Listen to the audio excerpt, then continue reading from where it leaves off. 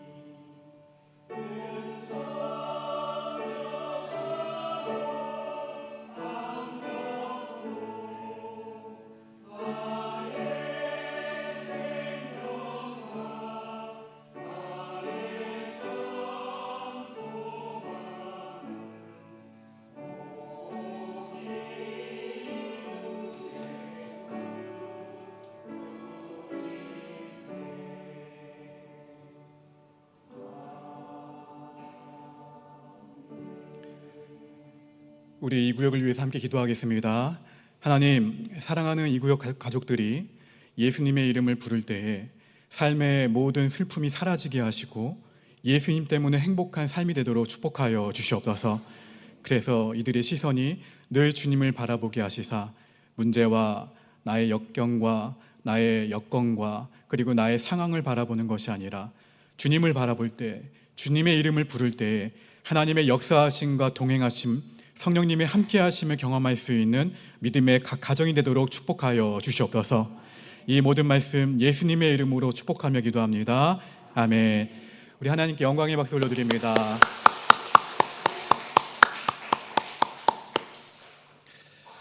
우리 앞뒤 좌우분들과 이렇게 축복했으면 좋겠습니다. 예수님 때문에 행복합니다.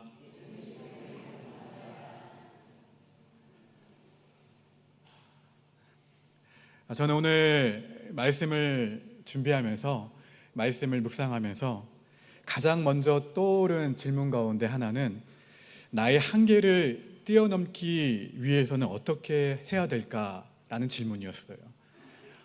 우리가 인생을 살아가면서 때로는 한계에 부딪힐 때가 있어요.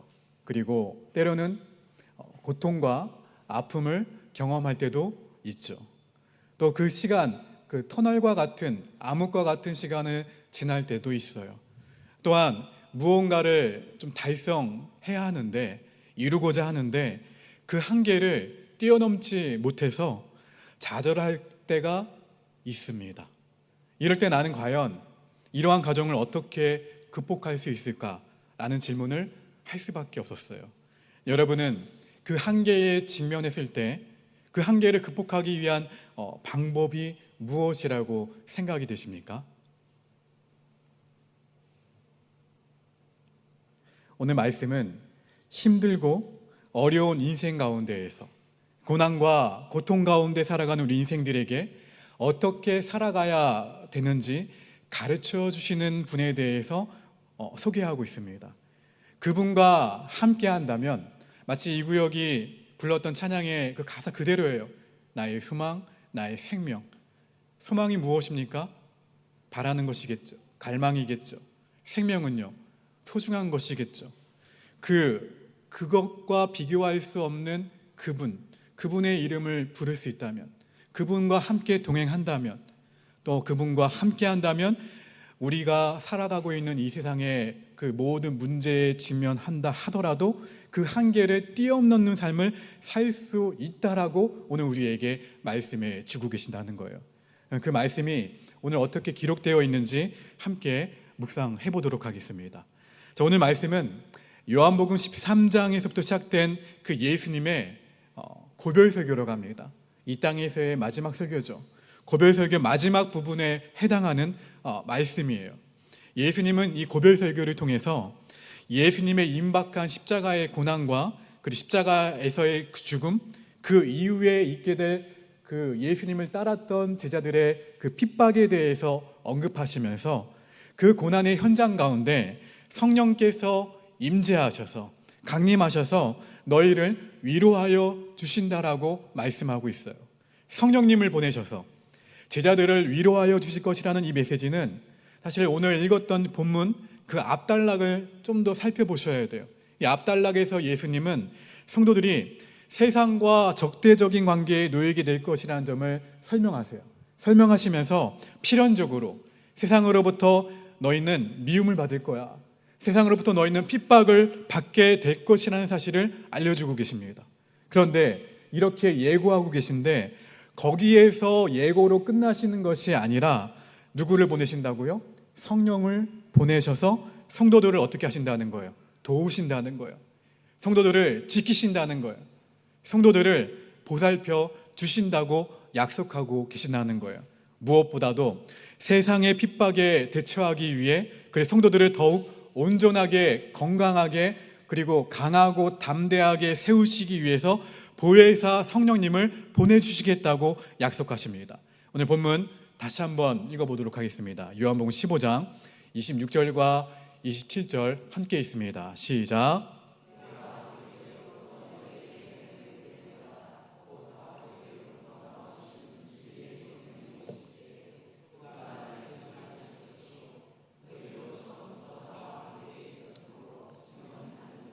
예수님이 이 말씀을 하시기 전까지는 사실은 이런 말씀을 하시지 않으셨어요. 그 이유는 살아계신 예수님이 함께 계시기 때문에, 제자들과 동고동락했기 때문에 이 말씀을 하시지 않았어요. 그런데 이제 이 말씀을 하시는 이유는 예수님께서 그 제자들을 떠나 아버지께로 가실 것이라고 암시하고 계십니다. 이렇게 예수님은 제자들 곁을 떠나시겠다라고 준비를 하고 계시는데 예수님의 제자들은 눈치를 챕니까? 못 챕니까? 눈치를 채지 못해요. 예수님 그래서 이렇게 말씀을 하시죠. 요한복음 16장입니다. 5절과 6절. 함께 있습니다. 시작. 지금 내가 나를 보내신 이에게로 가는데 너희 중에서 나더러 어디로 가는지 묻는 자가 없고 도리어 내가 이 말을 함으로 너희 마음에 근심이 가득하여도다. 15장에서 너희 곁을 떠나가겠다 말씀하셨죠. 그러니까 제자들이 도리어 근심 가운데 빠지게 됩니다. 여러분, 제자들은 예수님이 어디로 가시는지에 대해서는 관심이 없었어요. 묻지도 않았습니다. 어디로 가십니까? 묻지도 않은 거예요. 떠나가실 그 예수님의 빈자리로 인해서 그들의 마음이 슬펐다라고 기록하고 있어요. 그럼에도 예수님은 뭐라고 말씀하시냐면 내가 너희를 떠나가는 것이 너희에게 유익하다라고 말씀하세요. 요한복음 16장 7절 말씀 읽어봅니다. 시작. 그러나 내가 너희에게 실상을 말하노니 내가 떠나가는 것이 너희에게 유익이라. 내가 떠나가지 아니하면 보혜사가 너희에게로 오시지 아니할 것이요 가면 내가 그를 너희에게로 보내리니. 그 이유는 예수님이 떠나가시지 않으시면 누가 오시지 않는다는 거예요. 보혜사 성령님이 오시지 않고 또 예수님이 가시면 성령님이 오시기 때문이라고 말씀하고 계신 거예요. 오늘 말씀은 성령님이 오시면 죄와 의와 심판에 대해서 그 세상의 잘못을 깨우치시게 하실 것이라고 말씀하십니다. 성경이 말씀하는 이 죄와 의와 심판에 대해서 다음과 같이 기록하고 있어요. 요한복음 16장 9절부터 11절 말씀을 한 절 한 절씩 한번 읽어볼까요? 시작. 죄에 대하여라 함은 그들이 나를 믿지 아니하며 의에 대하여라 함은 내가 아버지께로 가니 너희가 다시 나를 보지 못하며 심판에 대하여라 함은 이 세상 임금이 심판을 받았습니다. 예수님은 더 말씀을 이어서 하시고자 했지만 지금 제자들은 이 말씀을 감당하지 못하기 때문에 다 말씀하지 않으셨어요. 그리고 누가 오시면요? 성령님이 오시면 제자들의 진리 가운데로 인도하실 것이라고 예수님은 말씀하십니다. 예수님은 아버지께로 가신 것은 그러니까 아버지께서 가지신 것, 그 아버지의 것은 다 나의 것이니까 성령이 예수님의 것을 받아서 제자들에게 하나하나 알려주실 것이라고 말씀하신 거예요. 오늘 말씀은 십자가의 고난과 십자가의 죽음이 기다리고 있지만 예수님 자신의 고통, 예수님의 십자가로 인한 그 수치를 예수님께서 염려하시기보다 오히려 누구를 더 염려하십니까? 남겨질 제자들을 염려하고 계시는 장면이에요. 제자들을 먼저 염려하시고 제자들을 먼저 걱정하시는 예수님의 모습을 기록하고 있어요. 그 고난을 넉넉히 이겨낼 수 있는 힘을 주시는 성령님이 오시게 될 거라고 제자들에게 위로의 말씀을 전하고 계시는 예수님이 등장합니다. 여러분, 작심삼일이라는 말이 있죠. 어떤 일을 결심하고 며칠을 넘기기 어렵다. 3일이죠. 그만큼 우리 인간의 의지가 어떻다는 거예요? 약하다라는 거예요. 이처럼 우리 인간은 연약한 존재들입니다. 나약합니다. 그렇기 때문에 우리의 한계를 뛰어넘고자 할 때 그 한계를 능가하는 능력의 도움의 존재가 필요하다는 거예요. 마치 조깅 정도가 아니라 열심히 뛰고 있는데 나의 한계는 이 정도밖에 되지 않아요. 2바퀴인데 누군가가 뒤에서 일어나야 돼. 몇 발짝만 더 뛰어라고 하면 어떻게 됩니까? 어떻게든 일어나려고 바둥바둥 하죠. 마찬가지예요. 누군가 코치가 있으면은 열심히 반 바퀴라도 더 뛰고자 하는 게 우리의 인간이라는 거예요. 근데 누가 옆에서 이야기를 하지 않으면 어떻게 되냐면 그냥 여기서 멈추면 안 될까? 2바퀴요? 아니요. 1바퀴 뛰다가 숨 차면은 그 자리에서 집으로 갈 수도 있어요. 여러분, 그 한계를 능가하는 능력의 도움이 저와 여러분에게는 필요하다는 거예요. 오늘 말씀을 보시면 당시 기독교인들이 당했던 핍박은요, 무엇이냐면 구체적으로 묘사하고 있어요. 우리 요한복음 11장, 16장 우리 2절 말씀을 보면 같이 읽어봅니다. 시작.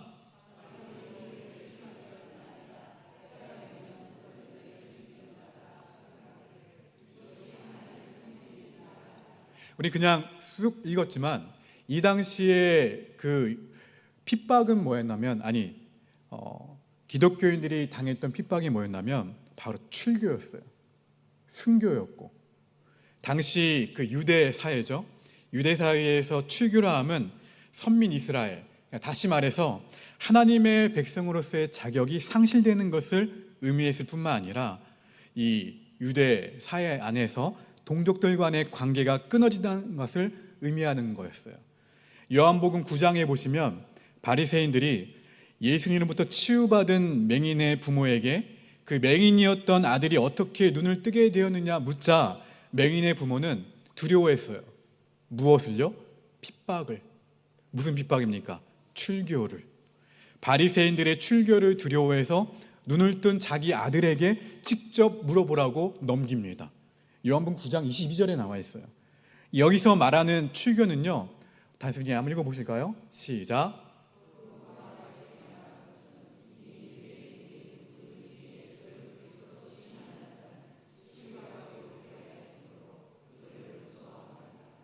이 구역이 불렀던 예수님의 이름, 그 당시에 예수님의 이름을 시인하고 예수님을 나의 구주로 삼으면 이처럼 출교를 당했어요. 사회적으로 왕따가 되는 거예요. 근데 이 출교는 영구적인 출교, 이 영구적인 출교를 당하게 되면 사람들과의 관계가 완전히 금지가 되었어요. 예를 들어 출교를 당했죠. 예수님을 믿는다, 저 사람은 예수님을 믿는 사람이다 라고 그로 인해서 유대사회에서 출교를 당하게 되면 그 사람에게 물건을 팔지 않았어요. 물건을 사러 오면 물건을 절대 팔지 않았어요. 그리고 심지어 그 사람이 죽게 되면 죽었음에도 불구하고 돌을 던졌어요. 그 시신에. 그리고 그 사람을 위해서 우는 것도 금지가 되었어요. 따라서 유대사회에서 이 영구적인 출교는 가장 무서운 처벌이었고 그리고 핍박이었어요. 예수님은 이러한 핍박이 있을 것에 대한 염려와 걱정을 하시면서 요한복음 16장 1절 말씀에서 이렇게 말씀하십니다. 내가 이것을 너희에게 이름은 너희로 실족하지 않게 하려 함이니. 그리고 이어서 4절 말씀을 보시게 되면 오직 너희에게 이 말을 한 것은 너희로 그때를 당하면 내가 너희에게 말한 이것을 기억나게 하려 하며 처음부터 이 말을 하지 아니한 것은 내가 너희와 함께 있었음이라. 그때를 당하면 이라는 표현이 나오죠. 예수님 이 표현을 하셨어요. 제자들이 당할 핍박 예고를 하시는 이유를 밝히고 계세요. 예수님께서 처음부터 이 말씀을 하시지 않고 지금 이렇게 말씀하시는 이유는 이제 더 이상 예수님께서 제자들과 함께 하시지 못하시기 때문에 너희가 핍박에 직면하게 되더라도 오늘 내가 한 이 말씀, 내가 한 이 이야기, 예수님께서 하신 말씀을 기억하며 그 상황을 어떻게 하라? 극복했으면 좋겠다라고 하신 말씀이에요. 그렇기 때문에 그때는 바로 유대인들의 핍박이 본격적이고 대대적으로 이루어지는 때를 말합니다. 중요한 것은 그때 또한 하나님께서 창조하신 그 날에 속하기 때문에 제자들은 그때를 피할 수가 없었다는 거예요. 그래서 예수님은 너희가 핍박의 때를 만나게 될 때 피하지 말고 그 핍박에 맞서서 이겨내도록 하기 위해 지금 이 말씀을 하고 계신 거예요. 놀라운 것은 이러한 급심한 핍박과 고난 가운데서도 이 요한이 속해 있는 요한 공동체는 나날로 성장하고 부흥했다는 거예요. 핍박이 있었음에도 불구하고. 이제 예수님은 제자들이 핍박에 직면하게 될 것이라는 말씀에서 예수님께서 제자들을 떠나 하나님께로 가신다는 사건으로 시선을 돌리고 계세요. 다시 말해서 좀 더 구체적으로 임박한 그 현실로 관심을 예수님이 돌리고 계신 거예요. 아마도 이제 제자들은 예수님께서 암시하고 계시는 죽음에 대해서 조금은 눈치를 챘을 거예요. 그렇지만 제자들은 예수님의 죽음에 대해서 본질적인 그 의미, 그 죽음이 무엇을 의미하는지에 대해서는 정확히 이때는 알지 못했어요. 그렇기 때문에 제자들은 예수님께서 자신들의 곁을 떠나신다는 이 말씀에 마음의 갈피를 잡지 못했어요. 당황했고 깊은 슬픔과 깊은 비탄에 빠져 있었다는 거예요. 요한복음 16장 6절 말씀 같이 읽어봅니다. 시작.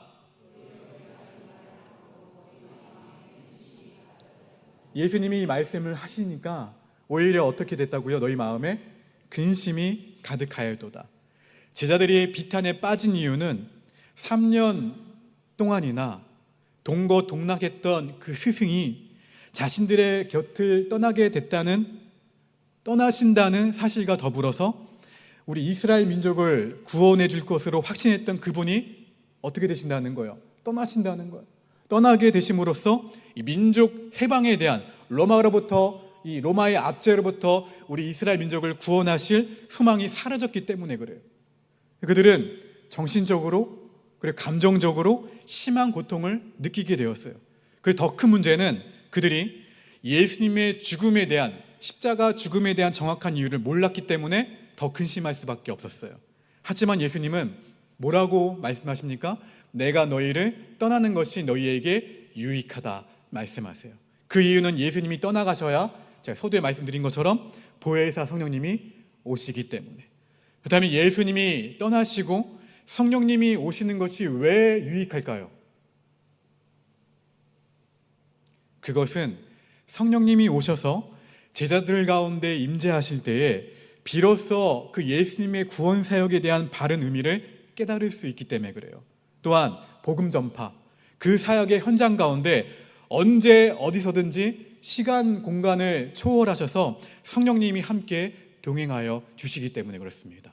이 복음 사역을 감당하는 제자의 삶이 되기 위해서는 예수님께서 십자가에서 죽으시고 또 다시 사셔서 부활 승천하신 후에 성령님이 임재가 있어야 된다는 거예요. 이것이 바로 유익이라고, 너에게 유익하다라고 예수님이 말씀하고 계신 거예요. 성령님께서 임재하실 때 예수님께서 죽으시고 부활하신 이유를 분명하게 깨달을 수가 있습니다. 저와 여러분도 마찬가지예요. 그 이유를 깨닫고 우리는 십자가 복음을 나만 안고 살아가는 것이 아니라 이 복음을 안으면 어떻게 되냐면 전할 수밖에 없어요. 그 복음을 전하는 사명을 우리 모두는 감당하게 된다는 거예요. 그리고 그 사역을 감당하기 위해서는 내 힘으로 감당하는 것이 아니라 무엇을 입어야 돼요? 성령 충만함을 입어야 돼요. 예수님은 성령이 임재하시기까지 어디를 떠나지 말라고 하셨어요? 예루살렘을 떠나지 말라고 분명히 말씀하셨어요. 사도행전 1장을 가봅시다. 4절과 5절 말씀 함께 있습니다. 시작.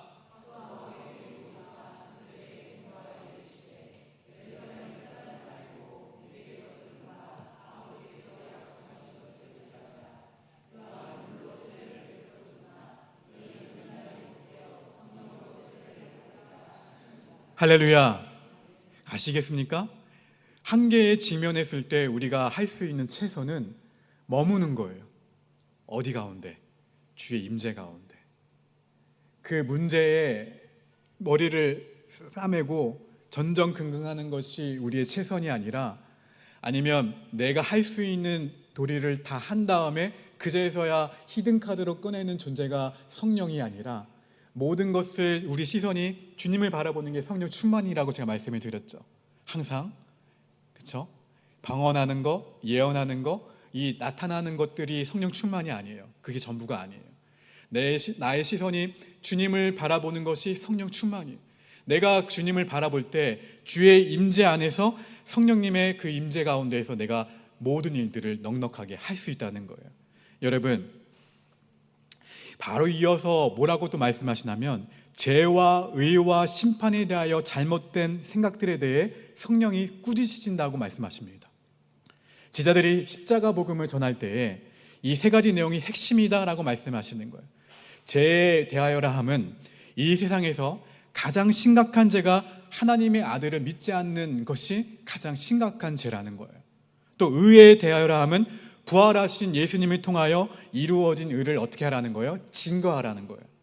그리고 심판에 대하여라 함은 세상의 임금인 마귀가 이미 무엇을 받았다는 거예요? 심판을 받았다는 거예요. 예수님의 죽으심으로, 예수님의 다시 사심으로 이미 심판을 받았다는 거예요. 또 이미 예수 그리스도의 승리가 확정되었다는 거예요. 예수님은 성령님이 오시면 이러한 모든 일들이 더욱 명확하게 드러날 것이라는 점을 제자들에게 미리 알려주셨어요. 요한복음 16장 12절과 13절 말씀 함께 있습니다. 시작. 내가 아직도 너희에게 이를 것이 많으나 지금은 너희가 감당하지 못하리라. 그러나 진리의 성령이 오시면 그가 너희를 모든 진리 가운데로 인도하시리니 그가 스스로 말하지 않고 오직 들은 것을 말하며 장래일을 너희에게 알리시리라. 아멘. 사랑하는 성도 여러분, 오늘 말씀은 제자들이 장차 당하게 될 고난을 이길 수 있도록 누가 오신다고요? 성령님이 오실 것이라는 사실에 대해 예수님이 말씀하고 계신 거예요. 우리 모두는 아까 작심삼일이라고 했죠. 연약한 존재들이에요. 나약한 존재들이기 때문에 능력 있는 성령님이 반드시 필요합니다. 그래서 성령은 우리를 바른 길로 이끌어 주시고, 그 성령은 우리의 심리적인 상태에 대해서 어떻게 하시냐면, 우리가 심리적으로 무너져 있으면 어떻게 하세요? 주원아, 노크를 하세요. 일어나라고. 잠시 환기를 시키시죠. 너의 시선이 나를 바라보라고, 나의 음성을 들으라고, 십자가를 바라보라고 어떻게 하세요? 성령이 노크를 하세요. 자, 정신적인 문제에 대해서도 깨우쳐 주십니다. 또 나의 자아와 직면하게 하세요. 그래서 누구를 바라보게 해요? 성령을 바라보게 하세요. 그런 과정을 통해서 우리로 하여금 성령은 바른 것을 보게 하시고 바른 길을 어떻게 하세요? 걷게 하신다는 거예요. 그리스도인으로서, 예수님의 제자로서 성령님과 함께 동행하는 삶은 정말 매우 기쁘고 매우 감사한 삶이에요. 우리 이 구역이 고백한 그 찬양의 고백이 정말 맞아요. 그냥 말로 다 할 수 없는, 이미 불렀지만, 지금까지 불렀지만 정말 다 할 수 없는 그 이름, 그 성령과의 동행함, 성령님을 바로 알고 성령님과 동행하는 삶이야말로 그리스도인으로서 가장 힘 있는 삶을 살 수 있는 원동력이 된다는 사실을 잊지 마시고, 오늘도 그리고 내일도 성령과 동행하는 믿음의 사람들 모두가 되시기를 주님의 이름으로 축원합니다. 우리 옆 사람과 이렇게 고민합시다. 성령님과 동행합시다. 한눈 팔지 맙시다. 누구를 바라보셔야 돼요?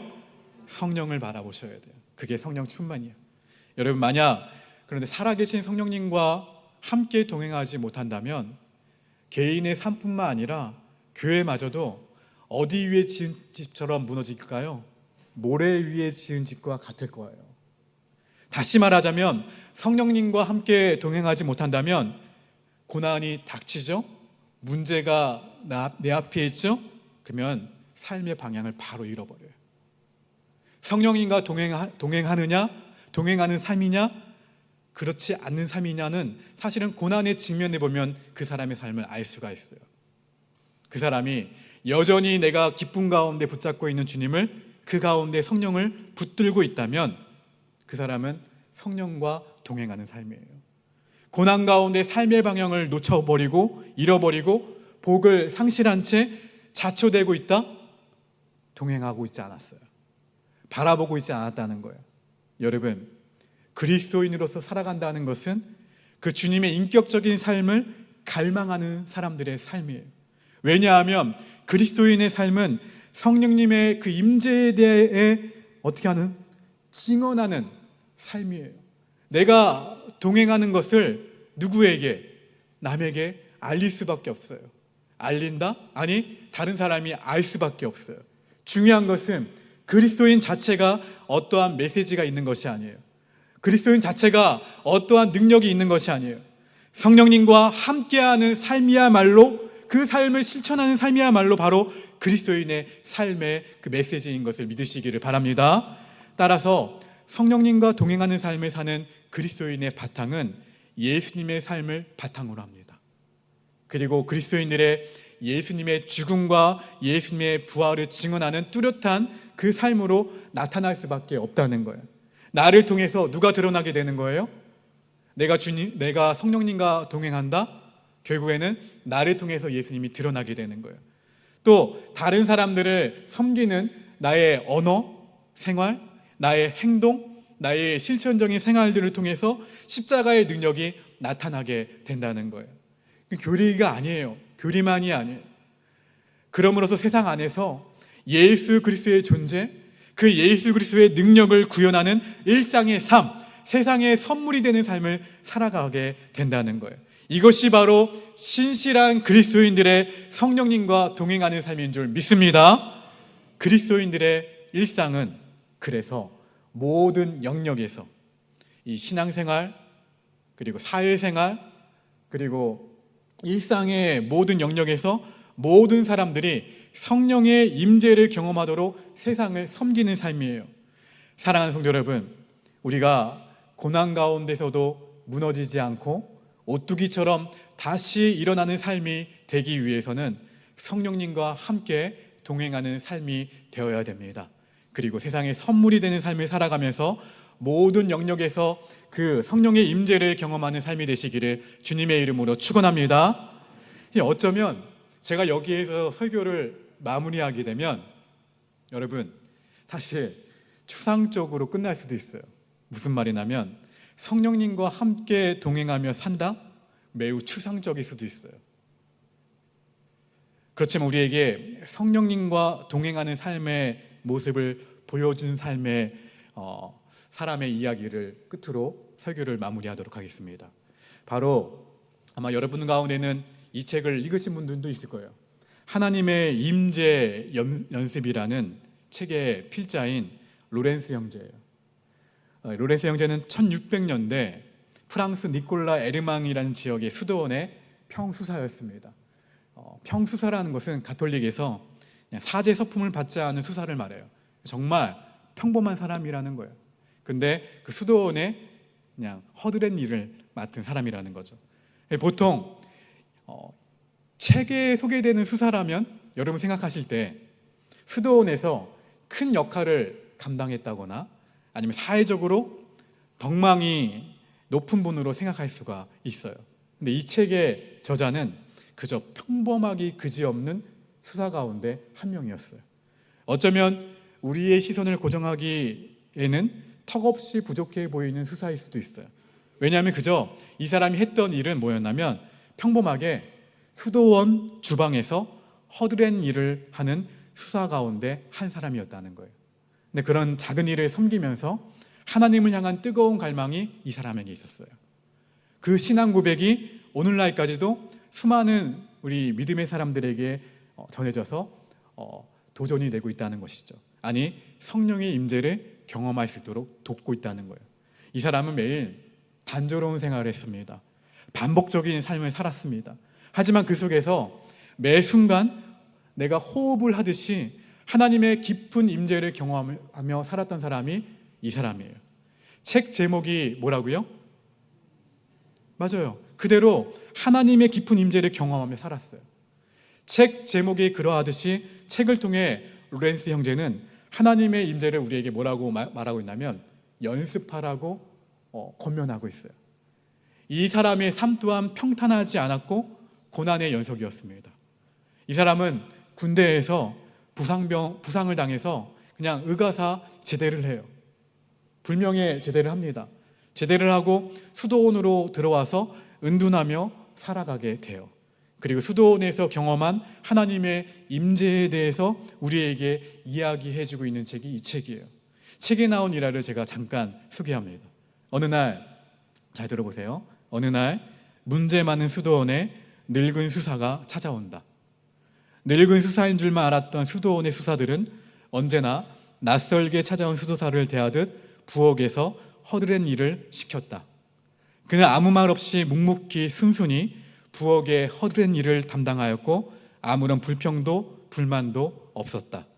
그러기를 3개월이 지난 어느 날 수도원 감독관이 수도원을 찾았다. 수도원의 수사들은 감독관에게 잘못이나 트집을 잡히지 않으려고 부산하게 움직이며 일을 하고 있는데 감독관이 묻는다.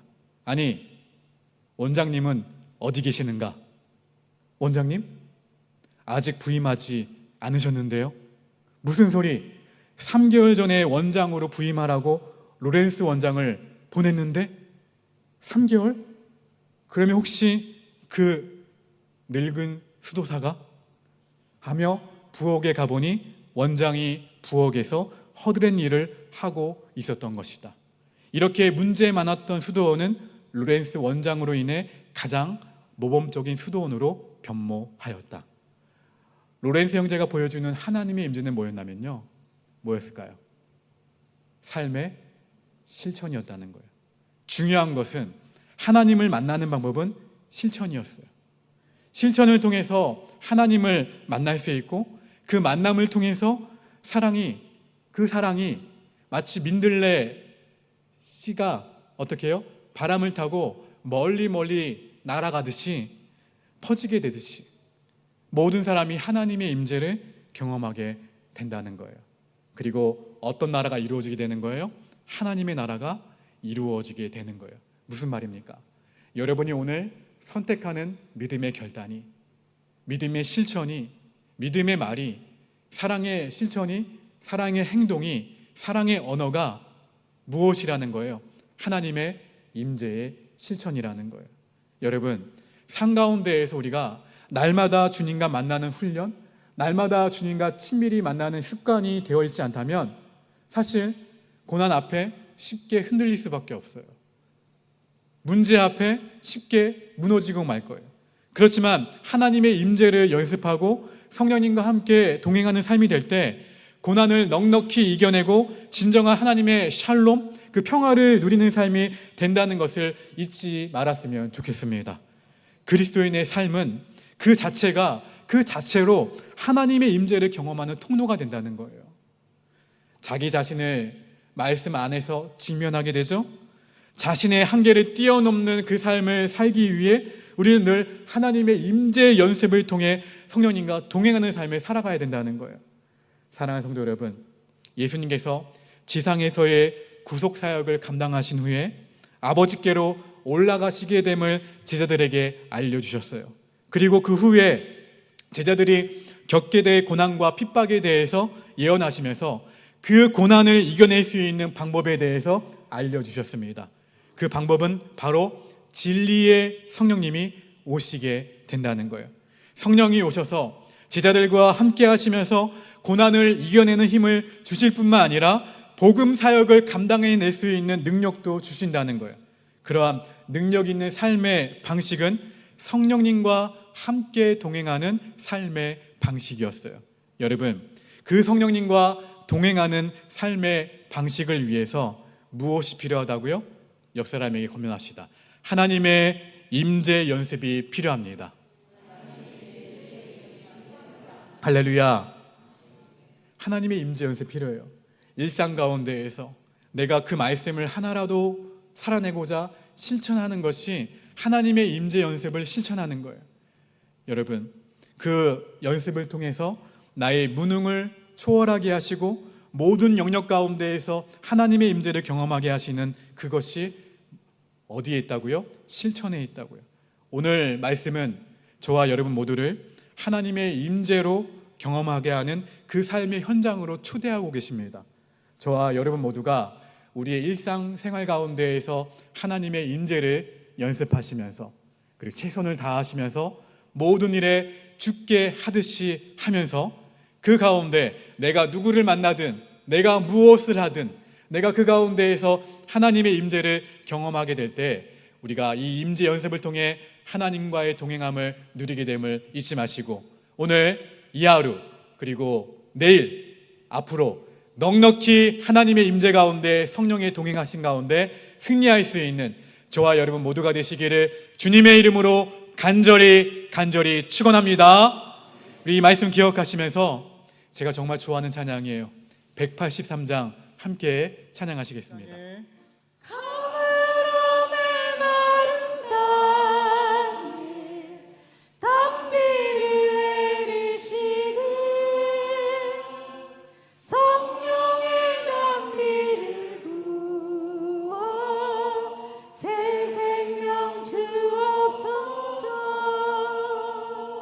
살아계신 아버지 하나님, 오늘 말씀을 통해 주신 하나님의 임재 연습, 우리가 일상생활 가운데에서 그 하나님을 성령을 늘 경험할 수 있는 실천이 동반된 우리의 신앙생활이 되게 하시고 주님, 무슨 일을 하든지 무엇을 하든지 다 죽게 하듯이 하게 하시사 우리의 언어가 우리의 행동이 다 하나님의 임재를 경험케 하는 모든 행동이 되도록 주님 인도하여 주시옵소서. 그래서 무너진 영역들이 마치 이 찬양의 고백처럼 가물어 메마른 땅에 단비를 내리시듯 성령의 단비를 부어 새 생명을 주시옵소서. 주님 회복시켜 주시옵소서. 치유하여 주시옵소서. 승리케 하여 주시옵소서.